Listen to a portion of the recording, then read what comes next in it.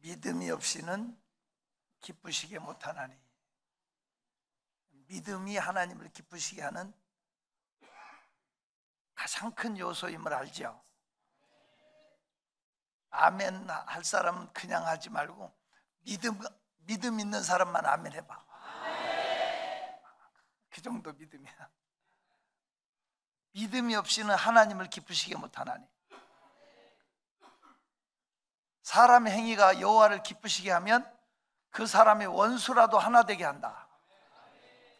사실 믿음으로 하나님을 기쁘시게 하면 대적이 없이 다 열려지게 할 거예요.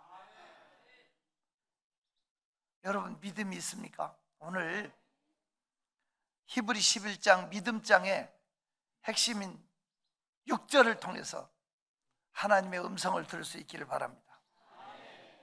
백부장이 말씀만 하십시오. 찾아오실 거 없이 말씀만 하십시오. 그러면 내 하인이 낫겠습니다 하니까 주님이 기이 여기시면서 온 이스라엘에서 이만한 믿음을 가진 사람을 찾아볼 수 없다고 백부장의 믿음을 칭찬하면서 가라, 내 믿음대로 되리라. 가서 보니까 하인이 나았다는 소리를 듣는데 주님이 말씀한 그 시간에 나았다고.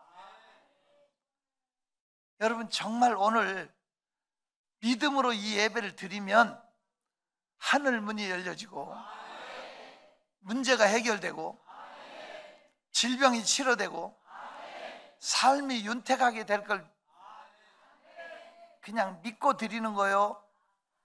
그냥 남이 드리니까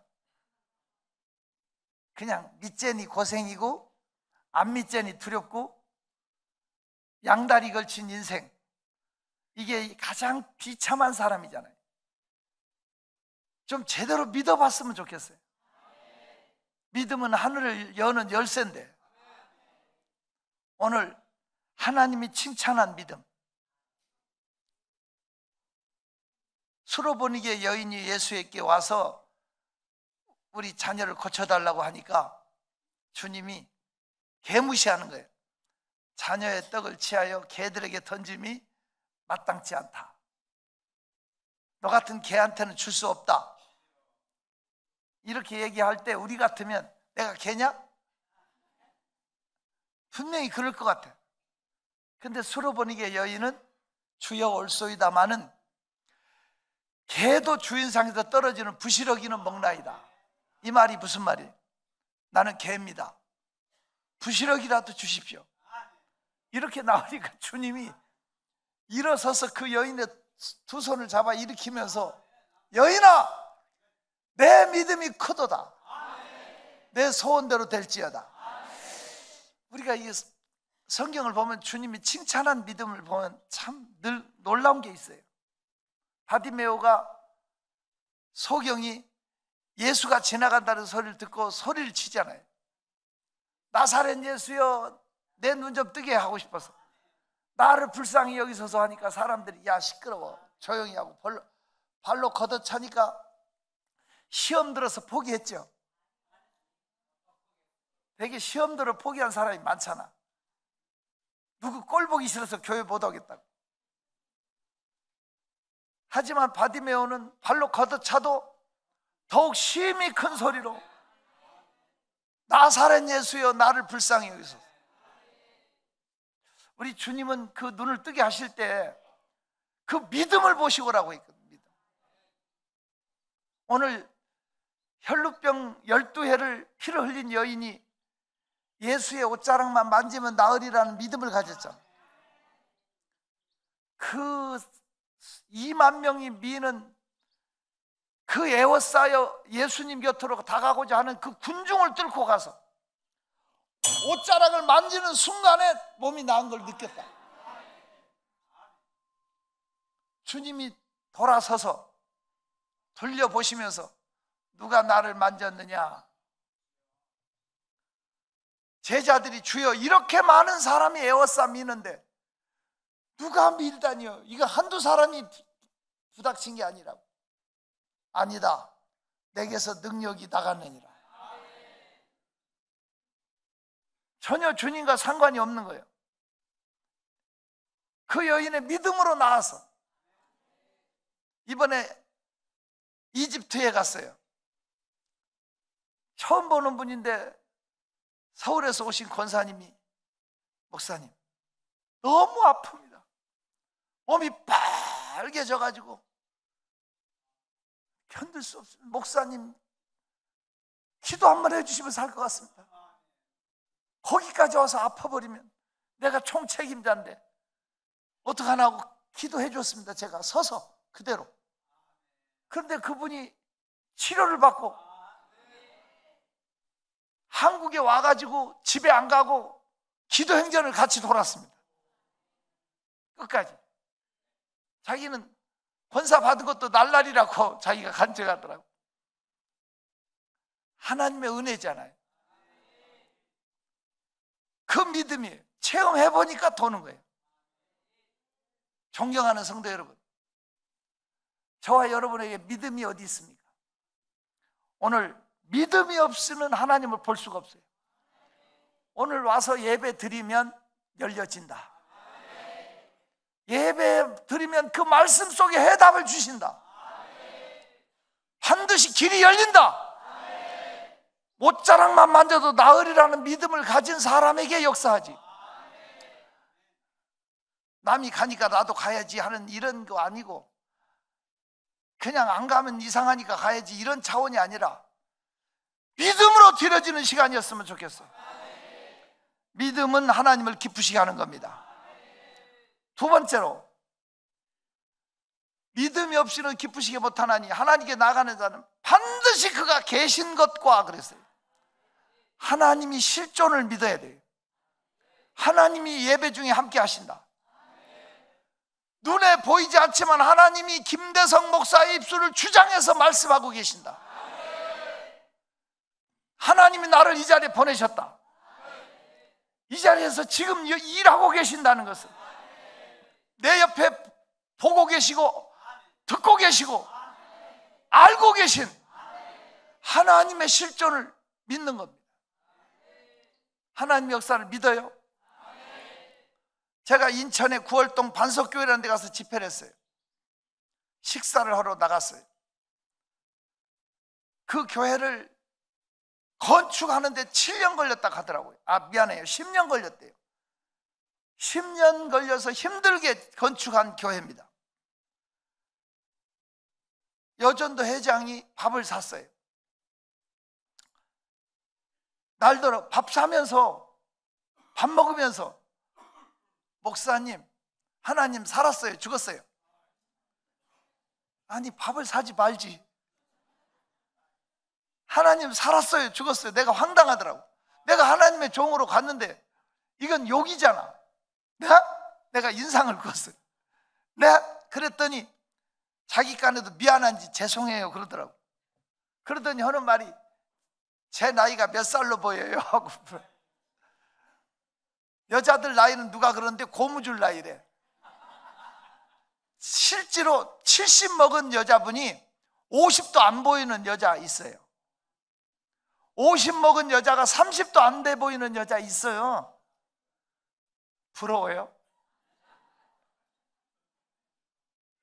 그게 아름다움이 아닌 것 같아요. 제 나이로 보이는 게 좋을 것 같아요.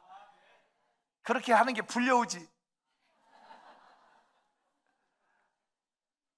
아무튼 얼굴만 예쁘다고 젊다고 젊은 게 아닌 것 같아요. 노련한 미도 있고 완숙한 미도 있고 세련된 미도 있고 성숙한 미도 있잖아. 제가 자세히 보니까 얼른 봐도 쉬운 살은 훨씬 넘어 보여요. 그래서 내가 그랬어요.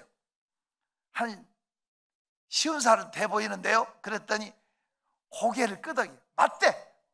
남들도 다 그렇게 본대. 근데 자기 나이는 42이래. 그러니까 실제 나이보다 10년은 늙어 보인다는 얘기잖아. 자기 나이보다 늙어 보이는 것은 고생을 많이 했든지 무슨 마음에 아픔이 있다는 얘기거든. 그래서 제가 무슨 사연이 있으세요? 하고 물었어요. 그랬더니 자기는 결혼한 지 20년이 지났는데 애를 못 낳았대요. 남편은 2대 독자 외아들인데 공직에 있는데 자기를 변함없이 사랑한대. 근데 자기는 괴롭대. 자기 대에 와서 대가 끊어지는 것 같고 여러 가지로 마음이 너무 아프대. 누가 그랬대. 예수 믿으면 애 낳는다고.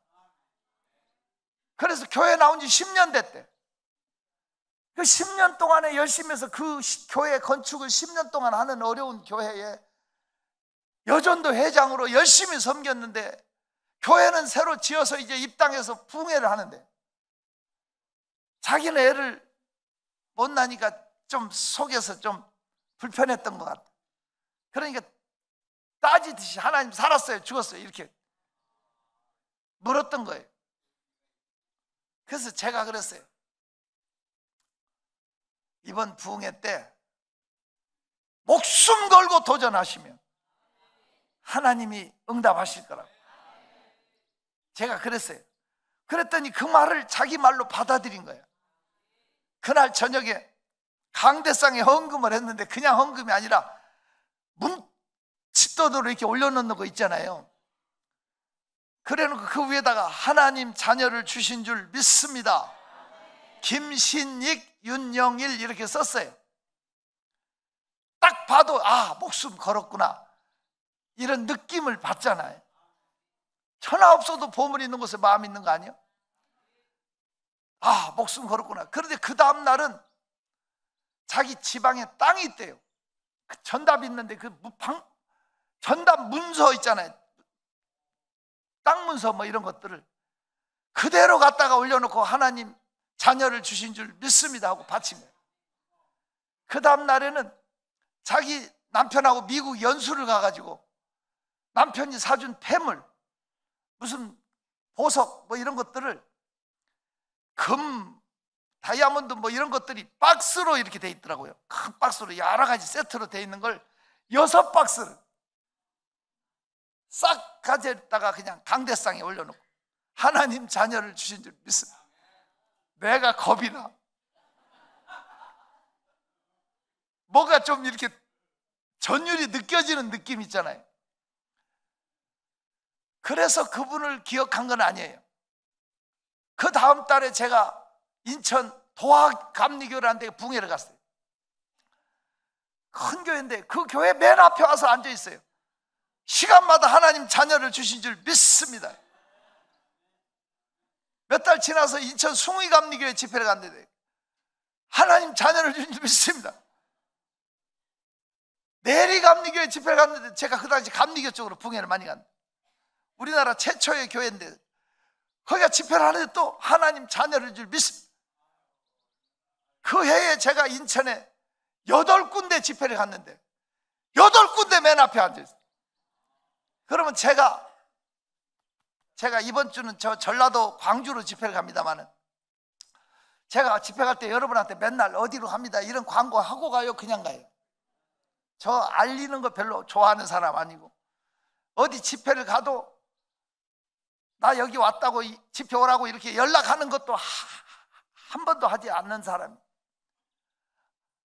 그런 걸 좋아하는 사람 아니에요. 조용히 다니는데 아니 인천만 가면 와서 앉아. 어떻게 아냐고 이걸. 그래서 내가 생각해 남편이 무슨 정보교통이었나 아니면 인천 바닥을 다 헤매나 이해가 안 되는 거예요. 내가 말을 이렇게 쉽게 해서 그렇지 솔직히 꿈에도 몇 번 나왔는지 몰라. 여자가 한을 품으면 온열에 뭐가 되려? 여자들 무서워 떨어져 앉아. 그 이듬해부터 인천 쪽으로 붕해를 안 갔어. 인천 쪽에서 집회 오라고는 무조건 짜였다고 바쁘다고 거기 못 간다고. 인천 쪽에 집회를 아예 그냥 올 수도 없었어. 근데 그 구월동 반석교회 백승준 목사님이란 분이 우리 교회를 찾아왔어. 그 당시에 자기네 교회 부흥회 한번 더 해달래요. 한 달 상간에 4번 오셨어. 4번 오셔갖고 남들이 원하는 교회는 가는데 왜 자기네 교회는 교인들이 원하고 자기가 원하는데 안 오냐? 죄송하다고, 바빠서 그렇다고. 부흥이 온다는 소리 안 하면 우리 집 아랫목에 들어놓겠대. 이건 빚쟁이가 따로 없어요. 그래서 내가 그랬어요. 부흥회를 그러면 가되 성도들하고 같이 밥 먹으러 안 다니고 예배 시간 시작하면 들어가고 끝나기 전에 나온다. 그래서 왜 그러냐? 내가 논문을 하나 쓰는 게 있어서 그러네. 실제로 논문 쓰는 것도 있었고요. 그렇게 할 수 있냐고 그랬더니 얼마든지 그렇게 해줄 테니까 오라는 거예요. 그래서 그 이듬해 겨울에 그 교회 부흥회를 갔어요. 윤 집사는 여전히 맨 앞에 앉아 있어요. 그런데 하나님 자녀를 주신 줄 믿습니다. 이 헌금은 안 나와. 다른 제목으로 제목이 바뀌었어.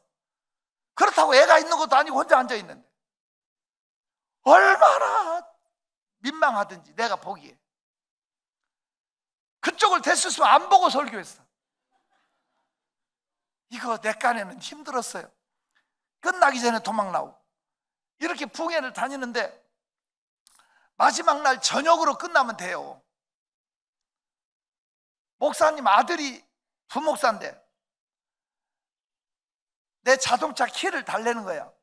왜 달라고 그러냐고 그랬더니 저녁에 끝나고 갈 때 차를 현관 앞으로 빼놓겠다고. 지하에 차고가 있어요. 지하에 통째로 내 차를 맨 안쪽으로 넣어놨더라고.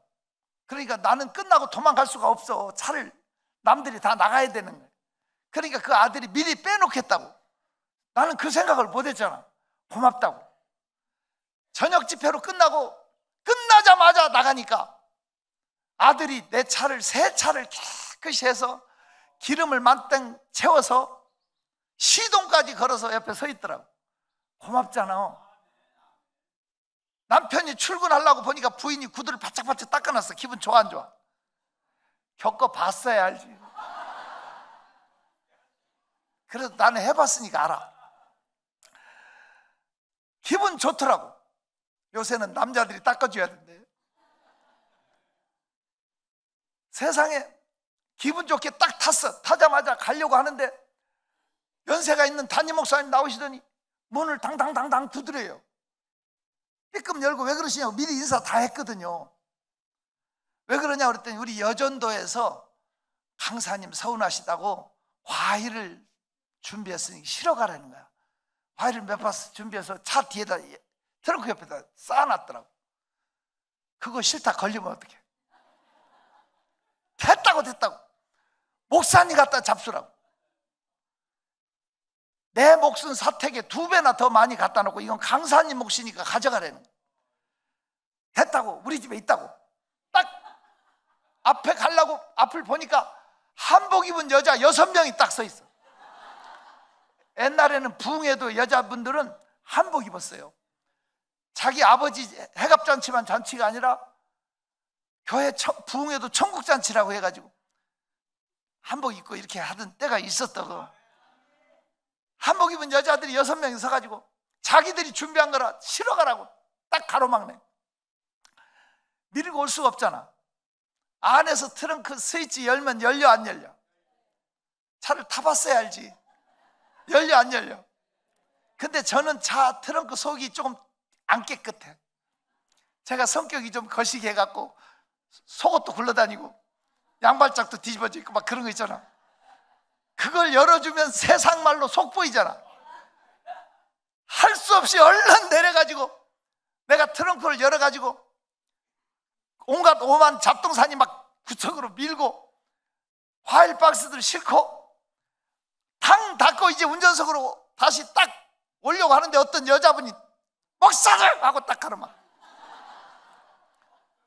어이? 누굴까?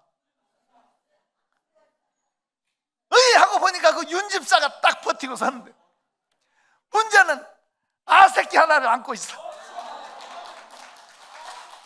뭐를 안고 있어? 아새끼. 그렇게 추한 말을 써도 돼요? 갓난 아이를 하나 안고 있어. 내가 얼마나 믿음이 좋은지. 목사님 저 애가 누지배예요. 그랬더니 강사님, 이 애기 때문에 안 믿는 남편도 교회 나옵니다. 그 말이 끝남과 동시에 사람들이 막 이렇게 시장 바닥처럼 문이 다 열리고 쏟아져 나오는데 키 큰 남자 한 분이 섞여 나오더라고. 마침 나오네. 김신익 씨 이리 와. 강사님한테 인사드려. 키가 큰 남자가 제가 김신익이 오시다 하고 인사를 하는데 이분이 차관급 공무원이래요. 상당히 높은 분인데 인사를 하는데 인사를 받는 둥 마는 둥 부인들은 내가 아니 아새끼 났으면 첫날부터 데려오지 왜 이제 데려왔냐고. 첫날부터 데려왔으면 내가 피해 다닐 이유가 없잖아. 이거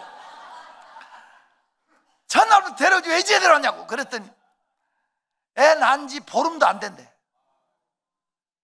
애를 은혜 받는데 방해될까 봐서 자기 여동생 애 이모한테 맡기고 끝나는 시간에 맞춰서 기도 받겠다고 목사님 기도 받으려고 맞춰서 데리고 오라고 그랬대. 할 말이 있어 없어? 그 귀한 애기 낳는데 산후조리도 않고 시간마다 새벽 낮 저녁 다 참석하고 그게 쉬운 게 아니잖아. 내가 할 말이 없어서 이게 정말 방정 맞아요. 아이고 이쁘네 하고 애를 보는데 그냥 아이고 이쁘네 하다가 아차 싶어. 왜냐하면 안 이뻐. 아니 딱 보니까 애가 번데기 같이 생겼어. 진짜 거의 E.T. 같이 생겼어. 나이 든 여자가 애를 낳아서 그런지 유별나게 그 주름살이 많고 나중에 크니까 진짜 잘생겼어요. 근데 그 당시에는 걱정스럽게 생긴 거야. 아이고 이쁘네 하다가 내가 말을 아차 실수 그런 느낌 있잖아. 얼른 말을 돌렸어. 애 이름이 뭐예요? 내가 그 애 이름 알아서 뭐하냐고. 그냥 할 말 없으니까 말을 바꿔서 애 이름이 뭐예요? 그랬더니 대답을 안 해. 부인이 아니 애 이름이 뭐냐고요? 그랬더니 남편이 옆에서 90도로 절하면서 목사님 죄송합니다. 이 애 이름이 김대성입니다. 그래. 애 이름이 뭐라고? 인천 구월동 반석교회 가면 새끼 김대성이가 있어요. 그 애가 4살 먹었을 때 또 부흥회 갔어요. 목사님이 손주처럼 아주 무릎에다 안고 살아요. 밥도 같이 같은 장에서 먹어요. 나하고 셋이 애까지 앉아서 먹는데 목사님 얘를 가지고 날 장난쳐. 야! 김대성이 너 이놈의 새끼 똑바로 먹어. 어찌됐든 지금은 뭐 군대 갔다 오고 그 아버지가 장로님 되고 이렇게. 근데 제가 지금 하나님 살았어요 죽었어요 따지는 그 윤영일 집사 얘기를 하는 것은 사실은 부끄러운 내 얘기를 하는 거야. 너 목사 맞아? 너 진짜 하나님이 역사하실 걸 믿느냐? 진짜 하나님이 갚아줄 걸 믿냐? 하나님의 실존을 안 믿으니까 피해 다니고 안 믿으니까 부흥회 인천에 안 가고.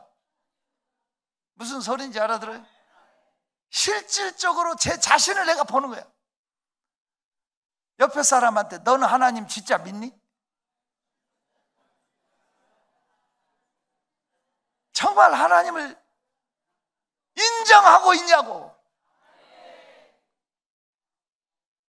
그가 계신 것을 믿어야 돼. 그가 일하심을 믿어야 돼. 그가 지금 함께 하심을 진짜로 믿어야 돼. 이 믿음이 있어야 하나님을 기쁘시게 하는 거예요. 이게 산 믿음이라고. 대한민국 지금 어수선합니다. 혼돈 속에 있습니다. 창세기를 보면 하나님이 천지 창조하는 역사에 혼돈의 역사가 나와.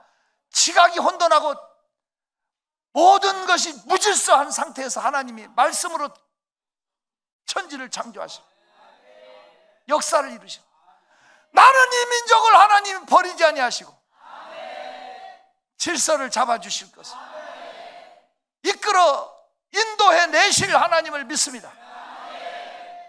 하나님을 신뢰합시다. 살아계신 주 나의 참 소망 걱정 근심 전혀 없네. 사랑의 주네 갈 길 인도 내 모든 삶의 기쁨. 우리 두 손 들고 그 언젠가 주 뵐 때까지 주를 위해 싸우리라. 싸우리라. 승리의 길 멀고 험해도 승리의 길 멀고 험해도 주님께서 나의 앞길 지켜주시리. 살아계신 주 나의 참 소망 걱정 근심 전혀 없네. 사랑의 전에 갈 길 인도하니 내 모든 삶의 기쁨.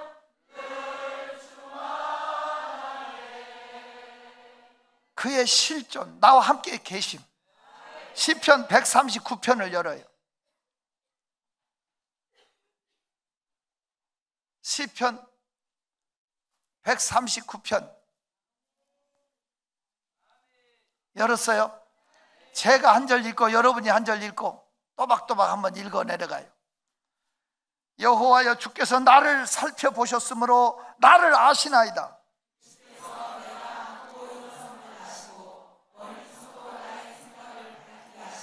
나의 모든 길과 내가 눕는 것을 살펴보셨으므로 나의 모든 행위를 익히 아시오니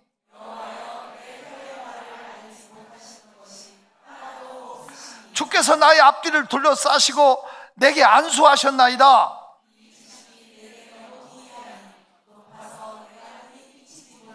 내가 주의 영을 떠나 어디로 가며 주의 앞에서 어디로 피하리이까?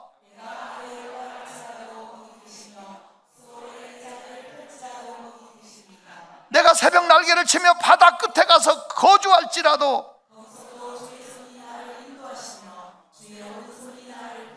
내가 혹시 말하기를 흑암이 반드시 나를 덮고 나를 두른 빛은 밤이 되리라 할지라도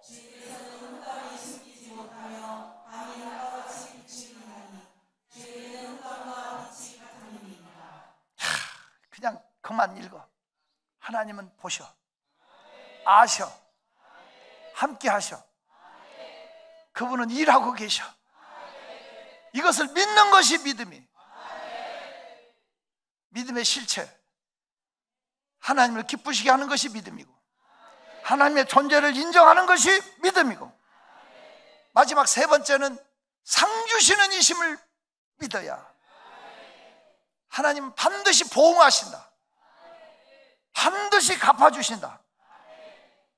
반드시 축복이 있다. 기적이 있다. 보상이 있다. 반드시 하나님께서 응답이 있다는 걸 믿습니까? 하나님 역사하십니다. 제가 어제 서울 망우동에 금난감리교회라는 데 가서 주례를 하러 갔어요. 기도행전 하는 사이에 우리 이상현 목사님 오라고 해서 나를 싣고 가서 거기 가서 9층에 결혼식을 위해서 만들어 놓은 건지 청년들을 위해서 9층에 예배 기도실이 있는데 기분 나쁘게 우리 교회보다 더 크더라고. 물론 제가 그 교회 부흥회를 몇 차례 갔잖아요. 우리 성도들도 제가 부흥회할 때도 오시고 그랬는데 그 큰 교회가 꽉 차서 그때 박찬진 장로님도 오셨나? 뭐하러 쓸데없이 거기까지 왔어. 여러분들이 오셨던 기억이 나요. 그런데 주례를 하러 갔으니까 어쩔 수 없이 거기 갔는데 알아보는 분도 있고 뭐 이렇게 제가 집회를 했기 때문에 반겨주는 사람도 몇 사람 만나서 너무 감사하긴 했어요. 제가 그런 생각이 들었어요. 제가 그 망우동이 제 고향이니까 거기서 자랐으니까 그 가난한 시절에 그 교회가 급성장을 해가지고 지금 13만 명 모인다는데 그 대형 교회잖아요. 그런데 원래 그 형제들이 다 대형 교회를 만드셨잖아요. 제가 그분들의 설교를 들으면서 도전이 되는 거예요. 자기 부모가 심어서 자기들이 잘 됐다는 간증을, 자기 부모가 심어서 잘 됐다는 간증을 하니까 내가 우리 목사님한테 따지러 갔어. 우리 부모는 귀신한테만 심었지 하나님께 심은 게 없다. 목사님은 부모가 심어서 잘 됐는데 나는 잘 될 수가 없는 거냐? 어린 나이에 그렇게 따라줬어요. 그랬더니 목사님이 웃으시면서 날더러 너라도 심어라. 너는 아직 어리니까 네 대에 거둔다. 심어야 싹이 난다. 심지 않고는 거둘 수가 없다.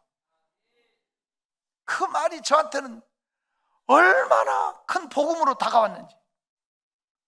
서울역 앞에 가서 신문 돌렸습니다. 만리동 광명인쇄소라는 만리동 고개 위에 있는 인쇄소에서부터 신문 넣기 시작해서 서부역 철도청, 서울역 앞을 넘어서 대우빌딩, 운암빌딩 넘어서 소공동까지 제 뛰어다니던 기억이, 그때는 빌딩도 많지 않았던 시절이지만 신문 돌려서 2,700원 받았습니다. 한 달 돌려서.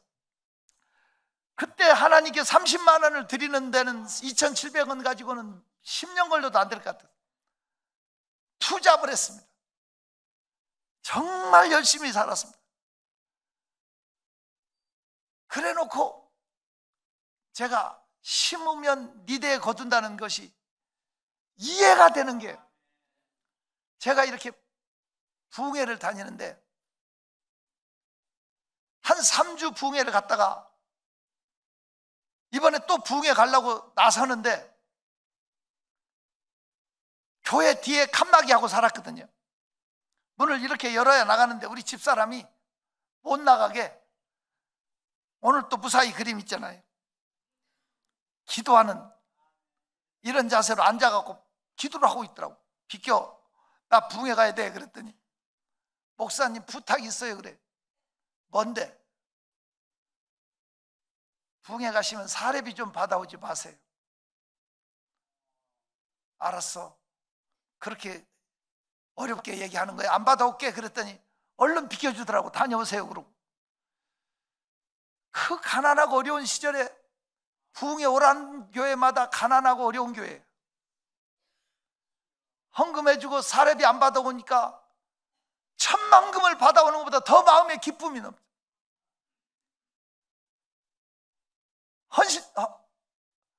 헌금해주고 사례 안 받아주니까 같은 교회 1년에 2번 오라고 그러고, 하남에 있는 어느 교회는 3번 오라고 그러고, 나는 같은 교회를 이렇게 많이 오라고 한다고 짜증내면서도 가곤 했는데 3년 만에 깨달은 게 있어.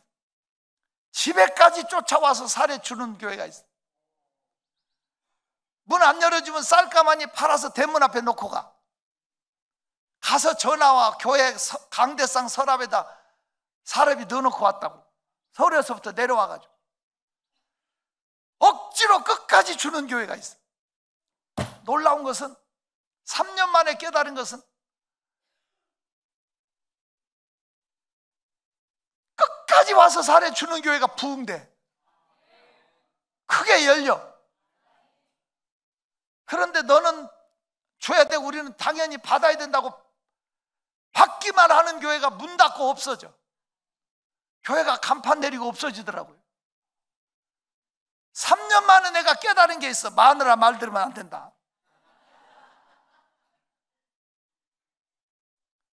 그 다음부터는 주는 대로 받았어.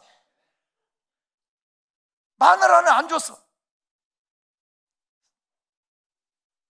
기도원 같은 데 집회를 가면 가장 어렵고 힘든 기도원에 빚 갚아주고, 왜 집회 안 하냐고, 강사비가 없다면 강사비 보내주고, 왜 7, 8개, 9개, 10개 자꾸 어려운 기도원만 돕고 있어. 내가 속으로 왜 나는 기도만 가면 마음이 약해지지? 왜 내가 이래야 돼? 한편으로는 그런 생각도 들었어. 그런데 하나님께서 제가 오늘날 10개 넘는 기도원을 운영하고 섬기고 있을지 누가 알았겠냐고. 상상도 할 수 없는 기적이 일어났어. 어떤 분이 전화 왔어. 목사님 당첨됐어요. 무슨 소리예요? 목사님 기도원에다 헌금 보내려고 하는데 돈이 없는데 장에 나갔는데 누가 나한테 1,000만 원을 주면서 구워준 돈 갚아준다. 자기는 구워준 역사가 없대. 안 구워줬는데 왜 주냐고. 아니 그냥 받으라고. 그래서 기도원에 헌금이 당첨됐대. 그래서 보내는 거야. 이름도 지금도 몰라. 어떤 할머니가 대전에 공사하고 있을 때 박스로 황금 금덩어리들을 싸가지고 금패 현찰하고 가지고 와서 공사비원하고 가져왔어. 이름이 누구시냐고 어떻게 알고 왔냐고. 모르는데 하나님이 가라고 그래서 왔대. 하나님이 가라고. 이런 간증을 나열하려고 그러면 그렇지 않으면 어떻게 기도원을 운영하냐고. 이번 주 토요일 날 10시에 강원도 춘천에 11번째 기도원을 개원합니다. 하나님의 기적으로. 얼마나 좋은지. 건물 바로 옆에 물가 단독 계곡이 흐르는데 그 위에는 자연 휴양림이 있고 밑에는 청소년 수영관이 있는데 그 중간에 오로지 15,000평으로 돼 있는데 하나님 허락하셨기 때문에 가는 거예요. 내가 이런 일을 겪으면서 마음속으로 하나님이 갚아주는, 하나님 상 주시는 이심, 갚아주시는 이심을 믿으세요. 헌금할 때 이것은 한강에 던져지는 것처럼 사라질 걸로 착각하지 마세요. 하나님이 갚아. 내가 헌신해놓고 잊어버려도 때가 되면 갚아주시. 아멘이 왜 이렇게 흉년 들었어? 이렇게 열정적으로 하면 여러분도 아멘도 크게 해야지.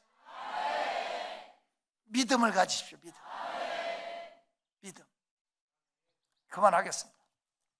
믿음의 실체, 하나님을 기쁘시게 하는 게 믿음이고, 하나님의 실존을 믿는 것이 믿음이고, 하나님의 보상해 주실 상 주심을 믿어야 되는 것이, 이게 위대한 믿음입니다. 이 믿음 더욱 굳세기를 축원합니다. 하나님 아버지 감사합니다. 믿음에 서게 하소서. 끝까지 믿음에 살게 하소서. 예수 이름으로 기도합니다.